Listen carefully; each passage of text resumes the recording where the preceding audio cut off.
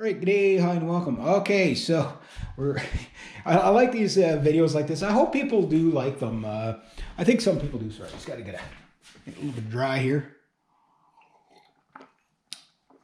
Mark Holcomb's philosophy on this guitar from the interviews I've seen him in and stuff like that. I don't think that really helps much, but one of the things he was saying, like, he wanted to have a guitar for people that when you buy it, okay, what you get is what he has. So that's like, okay, here's what you get, and I play this over there. Now, he does modify his, apparently, I think there's two. He said something that he did, like, with the different knobs. But these are like metal knobs, but they're smaller than the normal metal knobs. Like the ones on the Jacksons are about a third bigger. And I don't know what pots are in there. I couldn't tell you any about that because I couldn't find any info on it. But the tuners, lock and tuners. Now, if I was going to ever upgrade this guitar, that's about the only thing I would do is lock and tuners. The bridge is absolutely spectacular on this thing. And one thing I never got about the PRS thing, for me, the PRS is a kind of one of those tales of never meet your heroes.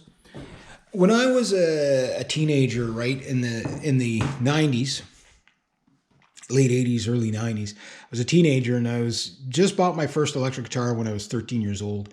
And, I was going to concerts and stuff like that. You'd see the odd PRS. I saw Ted Nugent play with Damn Yankees, and he had the PRS with the whale blue core model, whatever. I just remember the sound of that thing live. It sounded killer, right? I'm like, I gotta try one of those. And then, of course, everybody remembers that PRS with the dragon inlays. It was like $10,000 back then. Who knows what they'd be worth now? And they always had that dinky little Fender style whammy bar. I never got that. Like, it's like offered as an option on some of your models, but don't make that the core staple of your guitar, because you got a guitar that'll never stay in tune properly. Like those Fender style tremolos, you use it at the end of the song and then you grab the other guitar because it's out of tune. I know there's some people, I've used them for years, and if you use them right, I've used those, they go out of tune. If you want to play them the way, like if you want to do any Van Halen stuff, you can't use a traditional tremolo. They don't stay out of tune. You get on stage with a Fender Strat, a PRS with one of those, and the weather's like today, and then you go out tonight and it's all humid and everything like that. That thing, like they just don't stay in tune. Right? They just don't stay in tune well. They'll stay in tune, but they don't stay in tune well. Fixed bridge is the way to go. Plus you get the string through body. You get the solid mount. You get the extra sustain. You get the extra stability. It's either go fixed bridge or go floating bridge. I mean, we're in the 20. It's 2023, right? I'll use that argument. It's 2023. There's no reason to have a dinky little.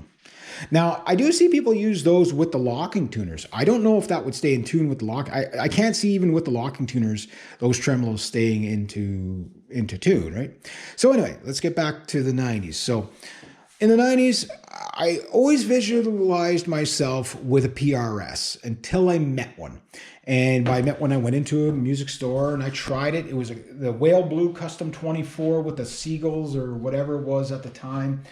And it was beautiful, but it had a rotary switch, which my SG3 had, and it was too slow for changing pickups. I wanted the three-way toggle or blade switch like this.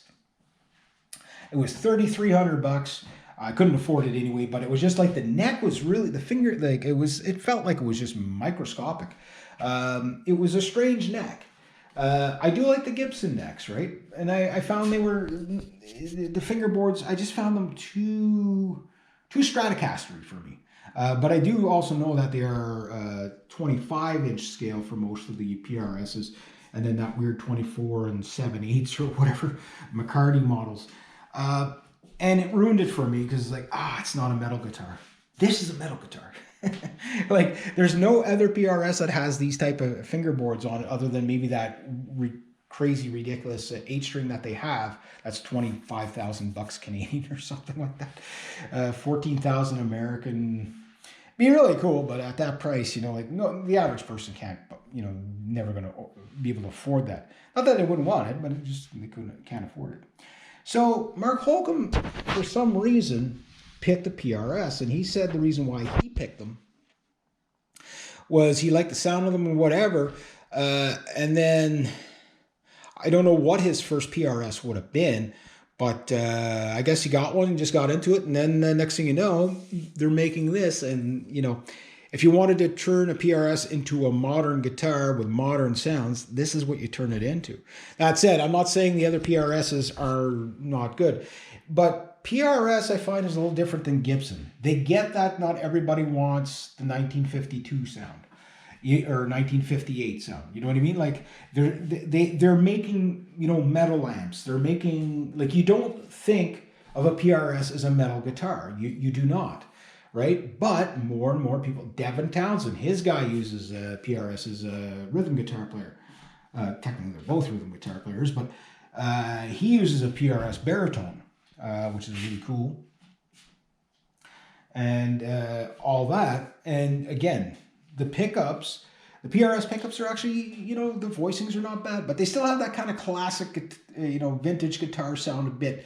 But you know, the PRSs are also coming with Floyd Roses now. There's like one or two models that have the Floyd Rose. They're also starting to come with, you know, Duncan pickups, which are, you know, metalhead pickups for the most part. You know, like the you know, Duncans are Duncans, right? I love Duncans.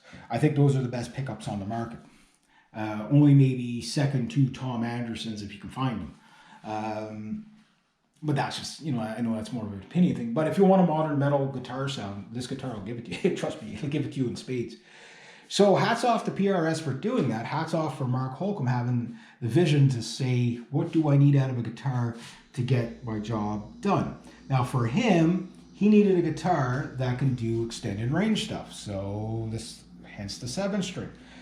So they took the 7-string that they already had, that PRS was already making, and then they turned it into this, right? Otherwise, they're almost the same guitars, except for this has a longer scale length, flatter fingerboard, all that good stuff. The other thing that he wanted was that whatever he was playing on stage, he wanted to make sure you could get it. So the core models, I guess, like anything, you know, like those are for the people, guitar collectors, basically. And then the SE models, I'm glad he went with the SE line because I don't know how much he makes off of each guitar that's sold. Maybe he makes a little, I'm sure he makes something off of it. But at least he was like thinking of the little guy. You know what I mean? Because I guess at one point he was the little guy. And like you explained, like when they were, you know, like when they started making music with Periphery, what he was saying is they didn't, they gave the music away for free and just backed the music and then built a fan base. They didn't worry about how much money they were going to make off of it. So that's kind of cool. You know, that's kind of cool. So I guess his philosophy with the guitar was, I want to back my product. You know, like his signature is not so loud. Let's say let's say you absolutely hate Mark Holcomb and you hate his playing and you hate, you know, Periphery and all that. You could take that truss rod cover off and put on another one, I'm sure. You know what I mean? But let's say you love the guitar, right? So for me, I like Periphery. I could barely name any of their songs. I was listening to some of them last night. But the thing with him is he does low tunings. The highest tuning Periphery does is a drop C. And then they do drop G, drop double A, drop A, and I think probably a few others. So he's into all these weird tunings, right? Which, you know, gives you really heavy guitar sounds. But that seems to be the philosophy he has behind this guitar. So for me, again, I have no affiliation or like that. So why did I buy one? Why did I buy this 7-string? Well, that's the next video.